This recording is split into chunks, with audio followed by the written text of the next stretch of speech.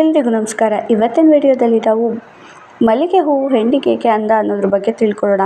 ಭಾರತೀಯ ಸಂಸ್ಕೃತಿಯಲ್ಲಿ ಮಲ್ಲಿಗೆ ಹೂವಿಗೆ ವಿಶೇಷ ಸ್ಥಾನಮಾನವಿದೆ.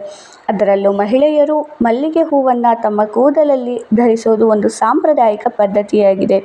ಆದರೆ ಮಲ್ಲಿಗೆ ಹೂವು ಹೆಣ್ಣಿಗೇಕೆ ಅಂದ ಎನ್ನುವುದು ಎಂದಾದರೂ ಯೋಚಿಸಿದ್ದೀರಾ? ಮಲ್ಲಿಗೆ ಹೂವು ತನ್ನ ಮಧುರವಾದ ಪರಿಮಳದಿಂದ ಮನಸ್ಸಿಗೆ ಸಂತೋಷ ಮತ್ತು ಶಾಂತಿಯನ್ನು ನೀಡುತ್ತೆ. ಮಹಿಳೆಯರು ಮಲ್ಲಿಗೆ ಹೂ ಧರಿಸಿದಾಗ ಅವರ ಸೌಂದರ್ಯ ಇನ್ನಷ್ಟು ಹೆಚ್ಚಾಗಿ ಕಾಣುತ್ತೆ. ಅದಕ್ಕಾಗಿ ಮಲ್ಲಿಗೆಯನ್ನು ಸೌಂದರ್ಯದ ಸಂಕೇತವೆಂದು ಪರಿಗಣಿಸಲಾಗುತ್ತೆ. ಆಯುರ್ವೇದದ ಪ್ರಕಾರ ಮಲ್ಲಿಗೆ ಹೂವಿನ ಸುವಾಸನೆ ಒತ್ತಡವನ್ನು ಕಡಿಮೆ ಮಾಡೋದಕ್ಕೆ ಸಹಾಯ ಮಾಡುತ್ತೆ. ಇದರ ಪರಿಮಳ ಮನಸ್ಸಿಗೆ ಹಿತಕರವಾದ ಅನುಭವವನ್ನು ನೀಡುತ್ತೆ. ದಿನಪೂರ್ತಿ ಕೆಲಸದ ಒತ್ತಡದ ನಂತರ ಮಲ್ಲಿಗೆ ಹೂವಿನ ಪರಿಮಳವು ಮನಸ್ಸಿಗೆ ನೆಮ್ಮದಿ ನೀಡುತ್ತದೆ ಎಂದು ಹೇಳಲಾಗುತ್ತೆ.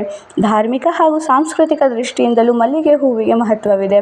ದೇವಸ್ಥಾನಗಳಲ್ಲಿ ದೇವರ ಪೂಜೆಗೆ ಮಲ್ಲಿಗೆ ಹೂ ಹೆಚ್ಚಾಗಿ ಬಳಸುತ್ತಾರೆ. ಶುಭ ಸಮಾರಂಭಗಳು, ಮದುವೆಗಳು ಮತ್ತು ಹಬ್ಬಗಳಲ್ಲಿ ಮಹಿಳೆಯರು ಮಲ್ಲಿಗೆ ಹೂವನ್ನು ಧರಿಸುವುದು ಶುಭದ ಸಂಕೇತವಾಗಿ ನಂಬಲಾಗಿದೆ. ಹಳೆಯ ಕಾಲದಿಂದಲೂ ಕನ್ನಡ ಸಾಹಿತ್ಯ ಮತ್ತು ಜನಪದ ಹಾಡುಗಳಲ್ಲಿ ಮಲ್ಲಿಗೆ ಹೂವನ್ನು ಮಹಿಳೆಯರ ಸೌಂದರ್ಯಕ್ಕೆ ಹೋಲಿಕೆ ಮಾಡಲಾಗಿದೆ.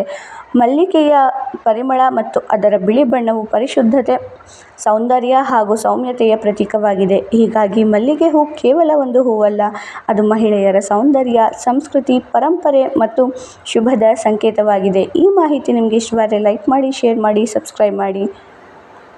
ಈ ವಿಡಿಯೋ ಸಾಮಾನ್ಯ ಮಾಹಿತಿ ಉದ್ದೇಶಕ್ಕಾಗಿ ಮಾತ್ರ. ವೈಯಕ್ತಿಕ ಆರೋಗ್ಯ ಅಥವಾ ವೈದ್ಯಕೀಯ ಸಲಹೆಗಾಗಿ ತಜ್ಞರನ್ನು ಸಂಪರ್ಕಿಸಿ. ಈ ಮಾಹಿತಿ ಇಷ್ಟ ಆಯಿತು ಅಂದರೆ ಲೈಕ್ ಮಾಡಿ, ಶೇರ್ ಮಾಡಿ, ಸಬ್ಸ್ಕ್ರೈಬ್ ಮಾಡಿ. Thank you for watching.